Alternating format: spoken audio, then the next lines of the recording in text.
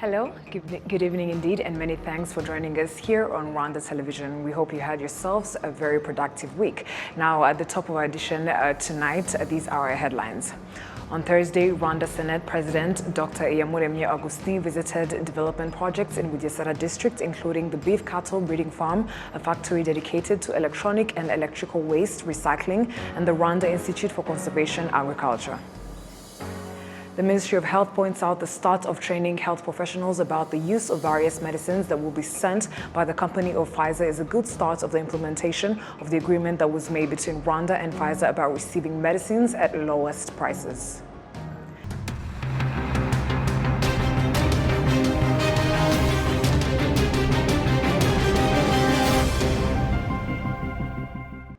Glad to have your company tonight, coming to you straight from the heart of Africa. My name is Martina Avera. On Thursday, Rwanda Senate President Dr. Iyamuremye Augustin visited development projects in Bugesera district, including the beef cattle breeding farm, a factory dedicated to electronic and electrical waste recycling, and the Rwanda Institute for Conservation Agriculture. Sam Kalisa has the report. Initially, the Senate President visited the beef breeding project in Bugesera district. The project is expected to satisfy the local market and expand to the regional market and beyond. The Gako Meat Company Limited is jointly managed by the state and a private enterprise. The Deputy Director General of the Rwanda Agriculture Board, Dr. Solange Uwituze, noted that the project has started to produce meat on the local market. Nyamurinda Vidasa, Gako Meat Company Limited project manager, assured that in a 4 years period starting from 2023, the 47 billion Rwandan francs investment that was put in this project will have returned. We go by statistics, and they are clear. As I said, we go beyond just meat, because we have other business components that will generate income. That is a clear indicator that we will be able to achieve our goal in those 4 years. Senate President Dr. Iyamuremye Augustin also visited the Rwanda Institute for Conservation Agriculture, RICA. He was briefed on its operations and the knowledge it provides to its more than 150 students. The knowledge they received will help the country to continue reforming the agriculture sector. RICA, it starts with soil to help farmers and our students to learn how to take care of the soil as a resource. All agriculture production begins with soil, whether it's crops or livestock. So building soil quality, enhancing, preserving soil quality is essential. And the way that we approach agriculture helps do that. So the opportunity is to use enhanced soil quality, enhanced productivity to increase profit and productivity, to look for markets of agricultural products that are appropriate to Rwanda.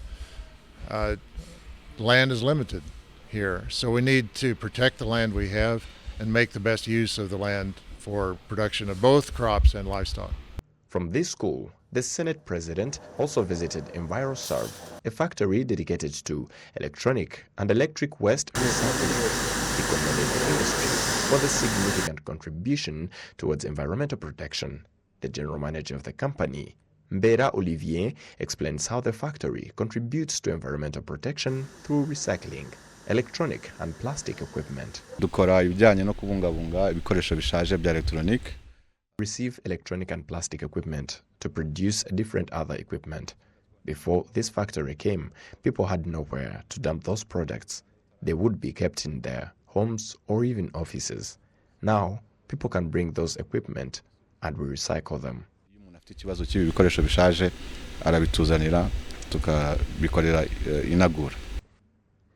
EnviroServe has so far recycled 6,000 tons of electronic and electric equipment and 50,000 tons of plastic equipment. It aims to recycle 200,000 tons per month. Sam Kalisa, Rwanda Television News. With the African Social Security rate standing at 10%, agencies in line with the management of social security institutions say that increasing the number of people in the scheme is one of the ways to help them not be a burden to the government when they retire. Sam Kalisa has the report. Some local residents comment that currently in Rwanda, there are different social security methods, different from the way it was in the past. In the past years, only public employees would have a social security scheme and others who work for big companies. But currently, other methods, including the ejo heza, have been introduced, which helps everyone.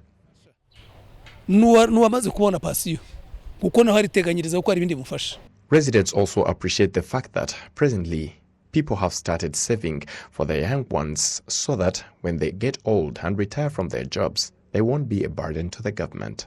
It is really good. We should start saving for our children when they are still young so that when they get old, the saving or pension can sustain them. Despite the introduction of various social security benefits in Rwanda, even for those who are unemployed, the director of the Retirement Benefits Authority, Dr. Alfred Ouma Shem, points out that many African countries still have a large number of citizens that are not part of the social security scheme due to their temporary employment. He noted that countries should establish ways through which those residents can be put under the scheme. The other challenge we have is that in our labor market, which is dualistic, we have the formal sector, we have the public sector, but most of our workers in the continent, 80% of them work in the informal sector, and most of them are not saving for retirement. Their incomes are small, the incomes are seasonal, they are intermittent. Today they have it, tomorrow they don't have it. Today they are doing this, today maybe they are operating a border, it has not performed well. We need to be creative. We need to come up with legal and regulatory reforms that can encourage members or workers in the formal sector to save for their lives in retirement, because they will not work like that forever. Now they have the energy, they can do it. Tomorrow they won't have it. How will they live? In Rwanda, about 6% of the population is covered by social security, while more than 1 million people have already opened accounts in the ejo heza savings scheme and have already saved 25 billion Rwandan francs. Richard Tushabe, the Minister of State in the Ministry of Finance and Economic Planning in charge of National Treasury, stressed that increasing the number of citizens under that social security scheme is a factor that can help citizens not to be a burden to the country. Iyo ugiye kureba abantu bizigama mu gihugu cyacu ni hafi 6%. A country cannot develop when 90% of its citizens do not have a picture of how their future will be like, hence ending up being a burden to the government. We need to revise our performance, grow our economy, and encourage our citizens to save for their future, bring investors so that citizens can get jobs, because the more citizens are employed, the more they save for their future.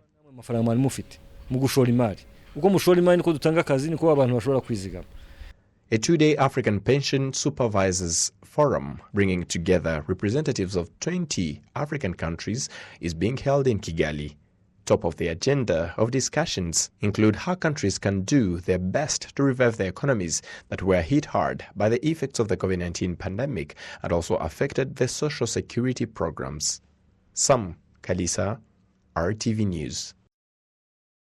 Thank you, Sam Kalisa, for that report. Now on to matters of the health. The Ministry of Health points out the start of training health professionals about the use of various medicines that will be sent by the company of Pfizer is a good start of implementation of the agreement that was made between Rwanda and Pfizer about receiving medicines at the lowest price. This was emphasized by the Minister of Health, Dr. Daniel Ngamije, during the training of health professionals, which is being provided by health experts from Pfizer.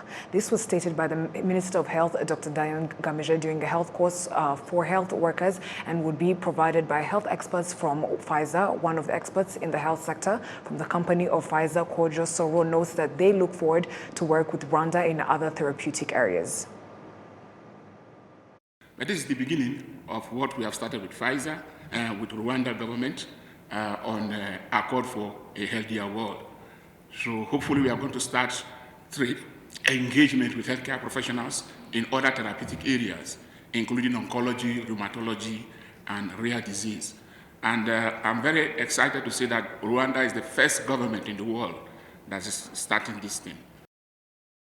The Minister of Health, Dr. Daniel Gamije, noted that the trainings aims at increasing the capacity and knowledge of those in the health sector to better understand the effectiveness and use of the medicines once delivered in Rwanda by Pfizer. Pleased to address you at the beginning of this training. My remarks, first to thank you for being here. I'm sure that this training is part of ongoing effort of the government of Rwanda to ensure that Rwanda population has access to the new molecule, scientifically evidenced to be safe and efficient for COVID-19 patients. Guided by our scientific advisory group, we are convinced that having you in this room to be briefed on this new product, part of the agreement we signed in May 2022, called A Call for Healthy World.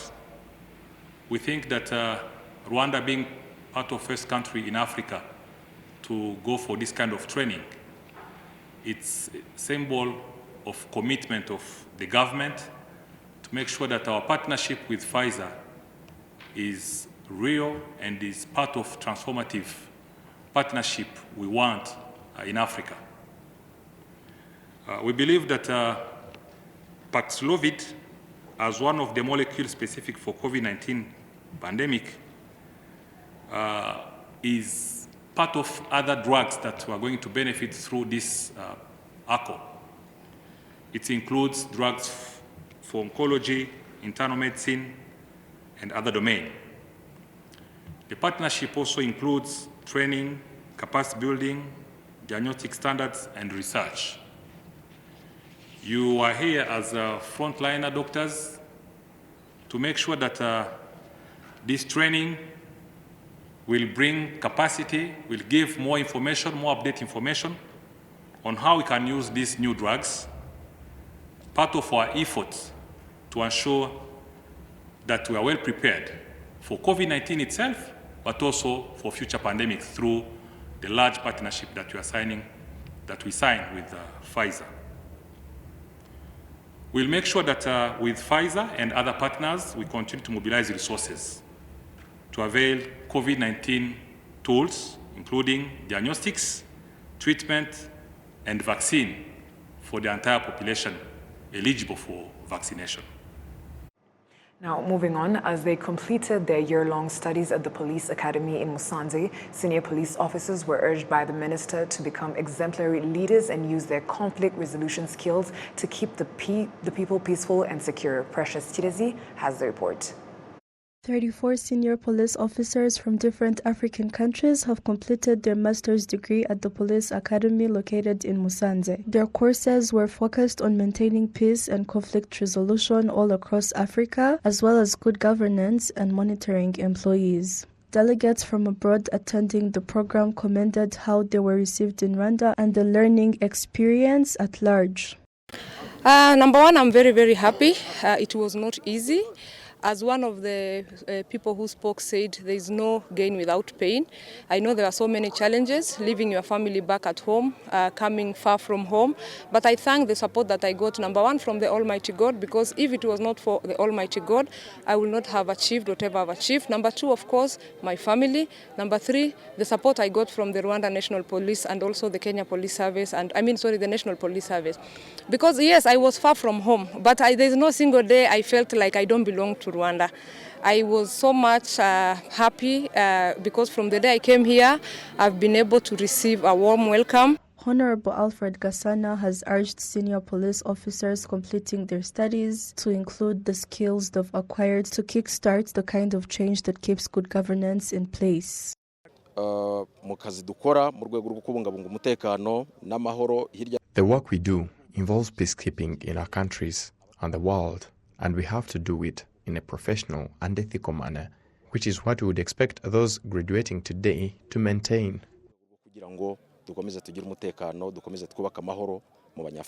The senior police officers graduating are from 8 countries, including Somalia, Kenya, Malawi, South Sudan, Namibia, Tanzania, Zambia, and Rwanda. 4 officers were awarded for their outstanding achievement by the Rwanda National Police in collaboration with African Leadership University. Precious Tidezi, RTV News. Thank you, Precious, for that report. Some residents in Muhanga district say that working with Urwego Bank has assisted them in development starting from humble beginnings. The local authorities of the southern province are content about the initiative of this bank to support women. The testimonies of people who have been working with Urwego Bank emphasizes that their development is based on the use of loans and collaboration with this financial institution. This is said by women who have been working with this bank, especially that they are among the key clients this bank has. While celebrating the 25th anniversary of Urwego Bank, Mukansanga Epiphany was awarded as a representative of other clients. This woman started using services of this bank while facing various challenges after the death of his husband, who left her with 8 children.